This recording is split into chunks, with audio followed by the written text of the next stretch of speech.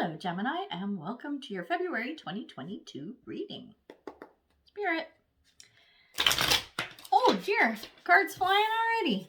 Okay, let's see what's happening for Gemini this month, right? What's going on in February? What's the what and what's the skinny? Well, look at you. Look at you, Gemini. Let's look at you right now. First card up we have is the Page of Pentacles. Then we have the Four of Swords. Then we have the Emperor. Kind of liking these cards.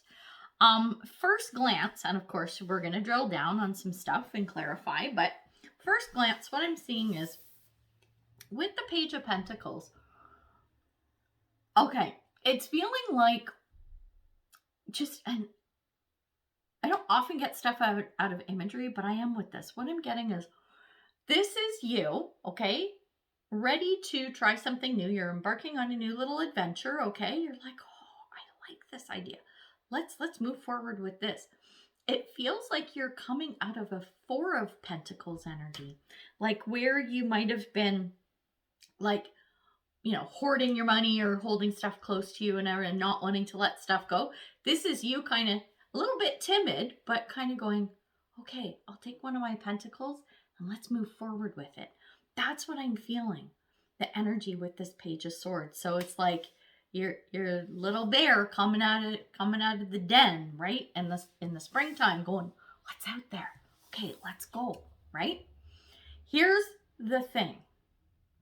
With the Four of Swords, it's like you're the little bear cub that poked your head out, and then you're like, no, I don't think I'm ready to go out yet.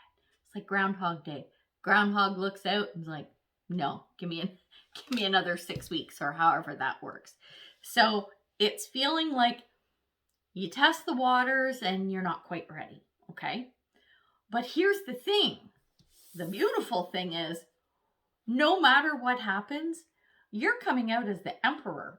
And I'm feeling this very positively aspected. So let's say it's something where it was a slow moving thing, you're going to get there. Or if you dip your toe in the water and you're not sure, and then you dip it in again, you end up plunging. Like, it's that kind of energy.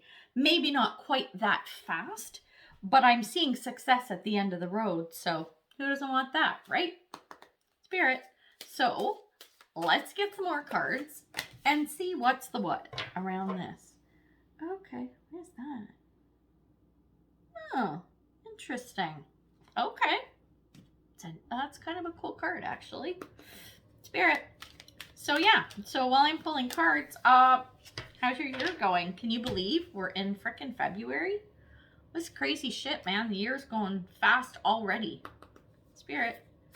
Feels like it was just, I don't know, New Year's Eve or whatever, right? Crazy times.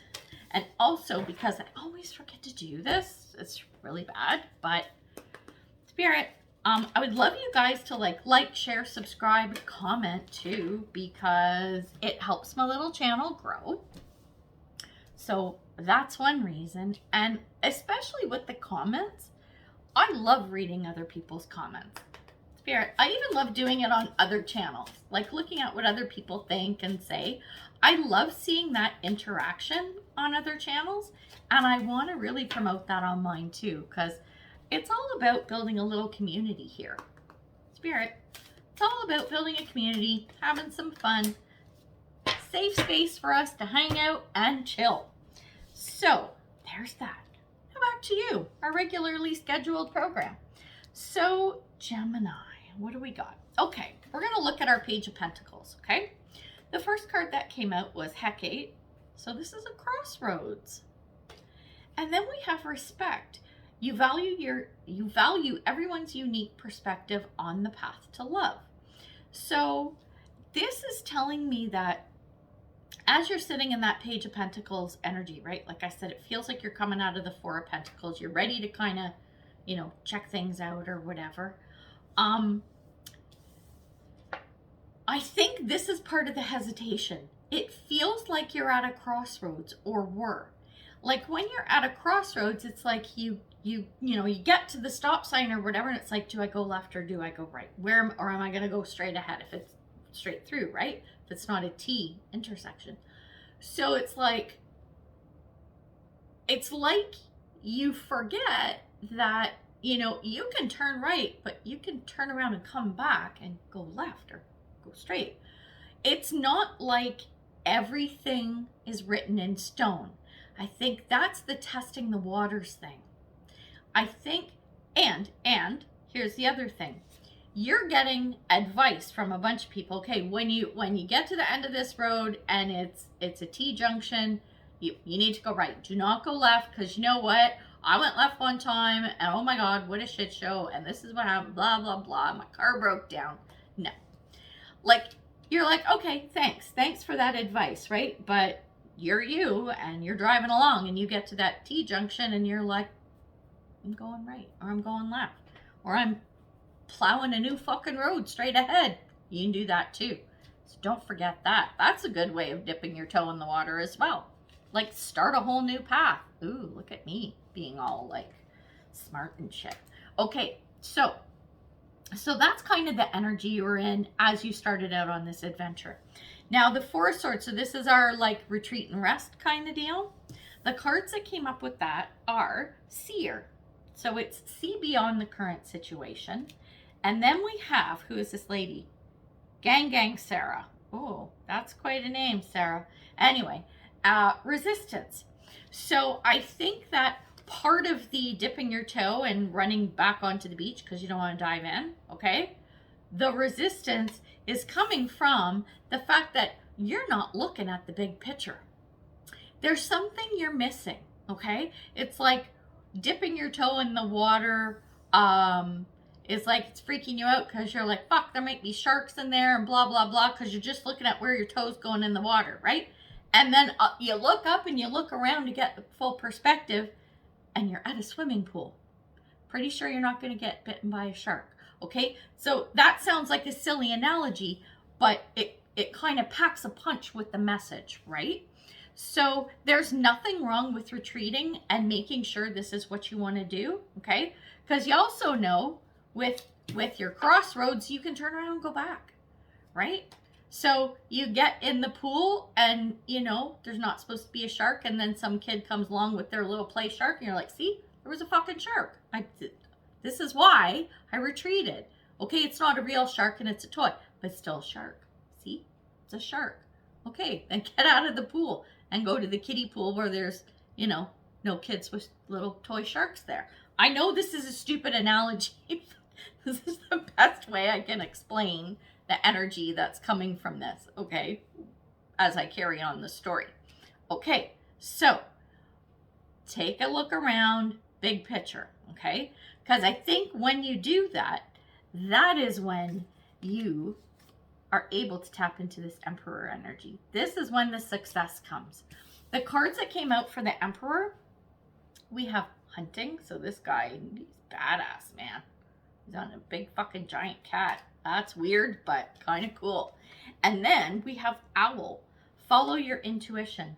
And I get this a lot with owls. This is also about clear seeing, okay? So this is having a really good vision, right? Good vision. See beyond the current situation and what's possible. I think when you follow your intuition and you are looking around, you're getting that night vision that a hunter needs. Things become so much clearer, okay? And you're no longer running away from the swimming pool and not wanting to dip your toe in it. There you go. So this is good. Like, I love that the outcome is the Emperor, right? So what do I want to drill down on? Do I want to drill down on the Four of Swords? Or do I want to drill down on the outcome? I want to look at the Four of Swords. I want to get you the most bang for your buck out of this reading, in that Spirit, like, we know what happened in the past. We can see what might be coming in the future. I think that the big thing right now is how to navigate this Four of Swords energy. I'll take one of these. Spirit. Oh my God. Some of these cards, when they come out, I'm like, yeah, Yeah. Oh, that's interesting. What is that card? Spirit. Oh, hang on. That doesn't want to come out. Come on. One more. One more. Oh, that's, there we go. Oh, okay. What is going on around this rest and retreat? I'm going to tell you what the cards are, and then we're going to talk, because there's something going on here, and I will definitely pull some tarot cards for further clarification, because that's what I do. But check out these cards. The first one is intuition. Trust your intuition. Then we have oracle. Wait for important information. And then we have Sequoia, I think is her name. Scarcity. So it's like you're worried that you're either going to lose something or something's going to get left behind. What is with this scarcity card? Right? You're being told to listen to your gut. You're being told to look at the big picture and listen to your gut. But there's a little bit of info, some intel that you've got to sit and wait on. I think that's what the Four of Swords is. You have to wait for this because you might risk losing something. So now this is starting to make a little more sense. Let's get some tarot to see. Spirit, if we can get a little more info on, like, what's this scarcity thing and this thing you're waiting on, right? We got, okay. This is interesting. Okay, and I'm going back to my water analogy, right? So here's what we have. We have the Two of Wands, we have Temperance, and we have the Fool. The Two of Wands, this is just making a decision. What am I going to do? Okay, which way am I going to go? What am I going to do? A little bit different from my Page of Pentacles crossroads thing, okay? A little bit different in that I'm either going to do this or this, okay? And it's not easy to go back. Like in the other situation where you're at a crossroads. What you are trying to do is maintain a balance. And in order for you to do that, so you don't lose whatever this is, I don't know, maybe you jump into the pool and your money falls out and it goes to the bottom of the pool and gets sucked into the filter and it's gone. I don't know. I know that sounds really stupid too, but you get what I mean.